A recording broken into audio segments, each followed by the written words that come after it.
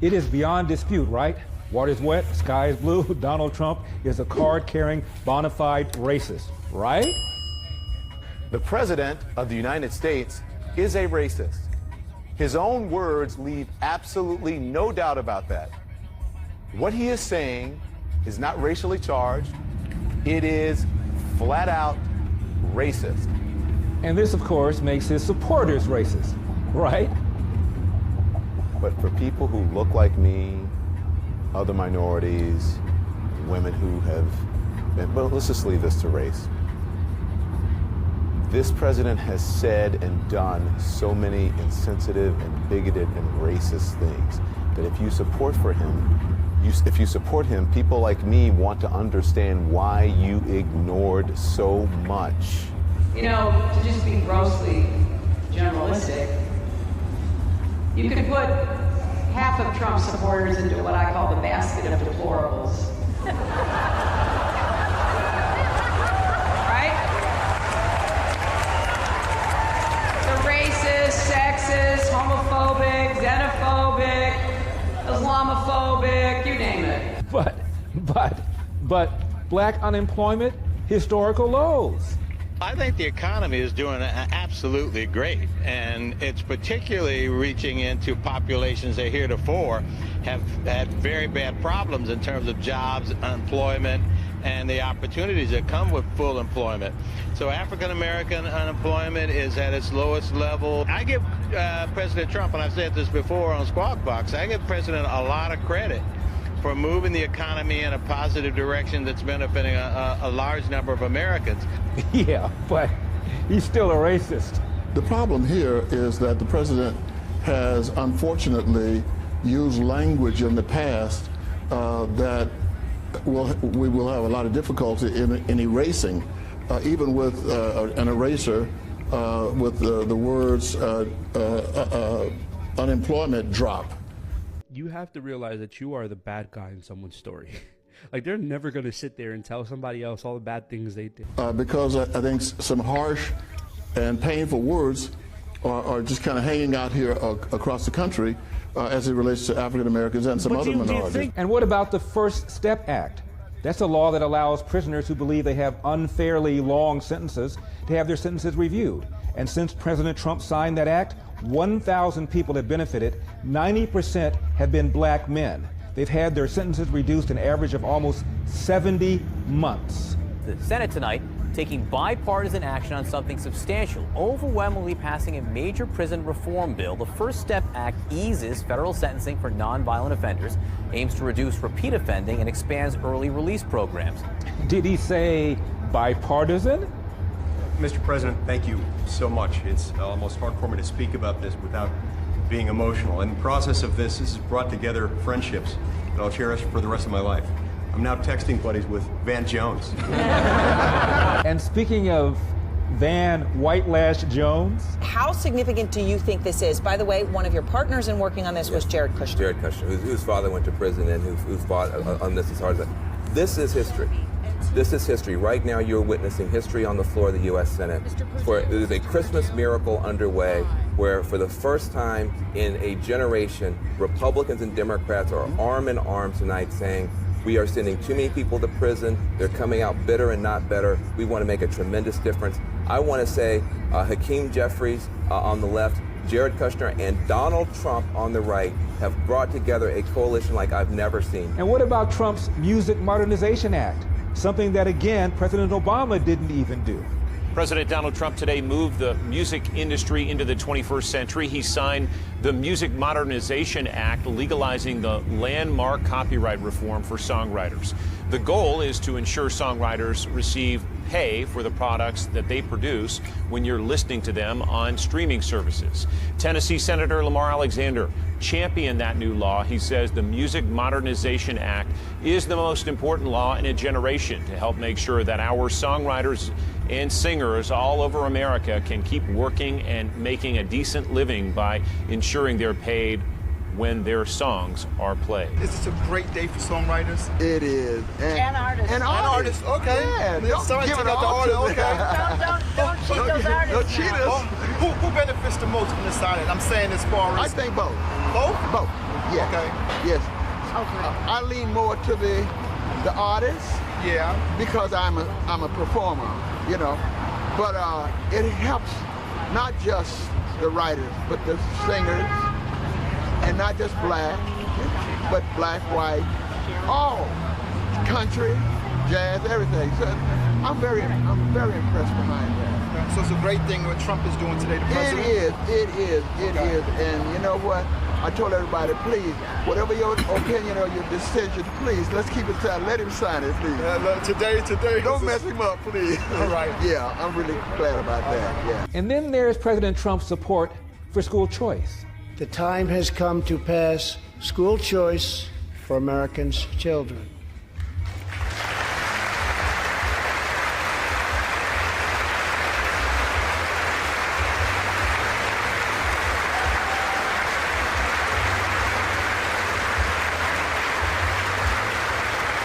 So on the campaign trail, Trump didn't talk much about K-12 policy, but when he did, he talked about school choice. And Betsy DeVos is a longtime school choice advocate.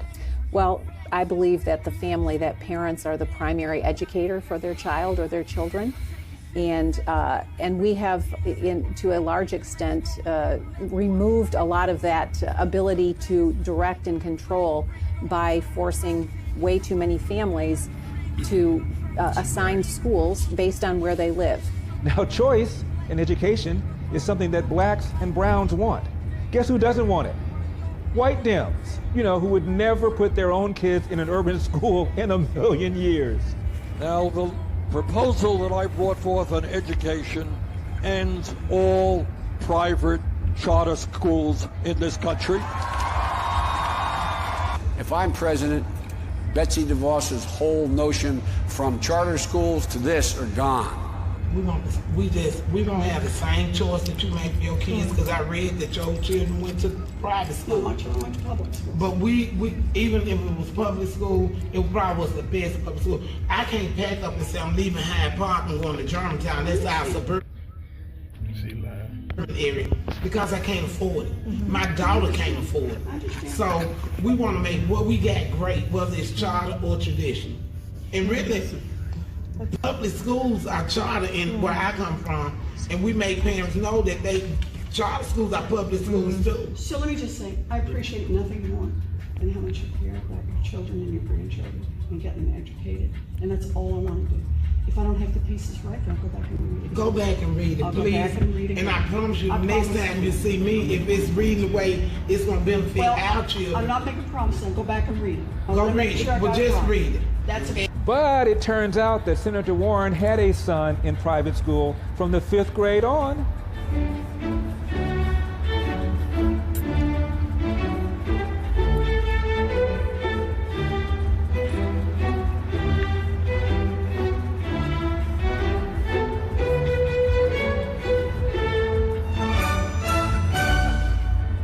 But let's move on. What about illegal immigration?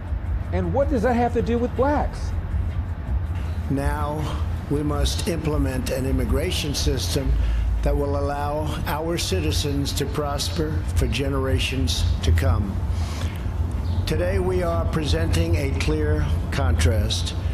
Democrats are proposing open borders, lower wages, and frankly, lawless chaos. We are proposing an immigration plan that puts the jobs, wages, and safety of American workers first. A steady stream of people showing up at the building behind me. We're told 150 applicants in the first 3 hours of this job fair, with about 30 minutes left to go. Cook Foods has not said how many people they're looking to hire, but the folks that we spoke with said they're definitely ready to go to work. Cook is just one of several chicken processing companies to get raided by ICE agents last week, with 680 workers detained for possible immigration violations. Peter Kirsanow is a friend I've known some 40 years. He's a longtime member of the U.S. Civil Rights Commission.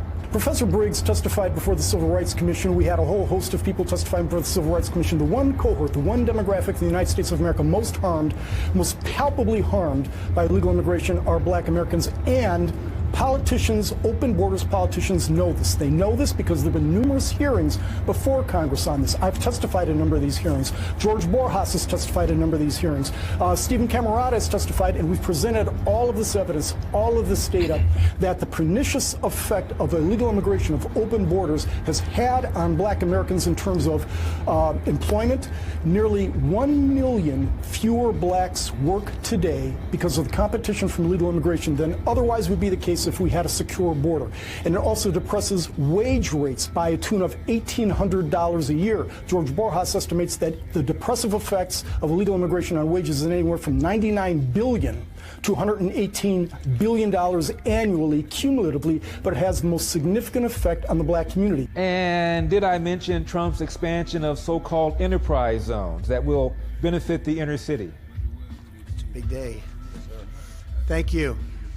In a few moments, I will sign an executive order launching a new White House opportunity. This is a very big thing that Tim and I and everybody have been working on for a long time. And Revitalization Council. This council will coordinate efforts across the entire federal government to deliver jobs, investment, and growth to the communities that need it the most. And then there's the commutation of the sentence of Alice Johnson, given a long sentence for a non-violent drug offense, and the pardoning of Jack Johnson, the first black heavyweight champion who was busted for a crime involving the transportation of a woman across state lines for purposes of sex. It was a BS charge just designed to nail him, and President Trump once again did something Obama did not do, and that is to pardon Jack Johnson. A great-grandmother gets a second chance at freedom after President Trump commutes her life sentence. Alice Marie Johnson served 21 years for a nonviolent first-time drug charge, but a serious charge of drug trafficking and money laundering. Her story caught the eye of Kim Kardashian West, who made a personal plea for the release to President Trump last week. Johnson shared an emotional reunion with her family after walking out of an Alabama prison yesterday. They are the folks who had been lobbying for this pardon for years now. Johnson was the first African-American heavyweight champ. And in what was seen by many as a racial injustice, Johnson was convicted of a crime back in 1913. That crime was transporting a white woman across state lines. He died in 1946. Senator John McCain, former Senate Majority Leader Harry Reid had also been pushing Johnson's case for years. But again, President Trump has posthumously pardoned Jack Johnson. And did I mention that Trump has upped spending on historically black colleges and universities by 14%? Education has the power to uplift. It has the power to transform, and perhaps most important, education has the power to create greater equality and justice in our lives. That's why today I'm thrilled to be signing an executive order to recognize the importance of historically black college and universities. Very important. They have played such an important role in achieving progress for African Americans and in our nation's march for justice. HBCUs have been really pillars of the African American community for more than 150 years. Amazing job. And a grand and enduring symbol of America at its absolute best. And I congratulate you all to say that. Finally, a word or two about President Trump's support for law enforcement. Now, what does that have to do with black and brown people living in the inner city? Well, consider the Ferguson effect. That is what happens when officers are falsely accused of racism, as happened after Ferguson. Cops pulled back and crime went up. And guess who got disproportionately hurt by that crime? Black and brown people. Well, the Ferguson effect is the twin phenomenon of officers backing off of proactive policing and the resulting increase in crime. Last year, we had the largest one-year increase in homicide in nearly a half century.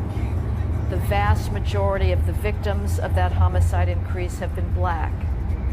The reason for this crime increase, I believe, is that officers are living today under a false and dangerous narrative that says that they are shot through with systemic racism, that we're living through an epidemic of racially biased police shootings, and that the type of proactive policing that I think is responsible for a 20-year crime decline that this nation has enjoyed is under attack as racially oppressive. Bottom line, whether you're talking about the First Step Act, the Music Modernization Act, the tremendous economy that's benefiting black people, the fact that Donald Trump is doing something about illegal immigration, the fact that Donald Trump supports school choice, this man has got to be the worst racist ever.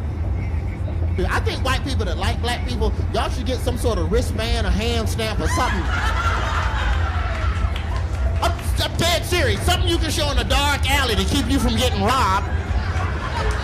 You know, you might not think that's a good idea, but you wish you had a wristband. You leave tonight and you're in that dark alley. Give me your money, white boy. Go ahead. Let her through. She got the wristband. Let her through, Chucky. So, where's Donald Trump's wristband? I'm Larry Elder, and this has been The Larry Elder Show. I'll see you next time.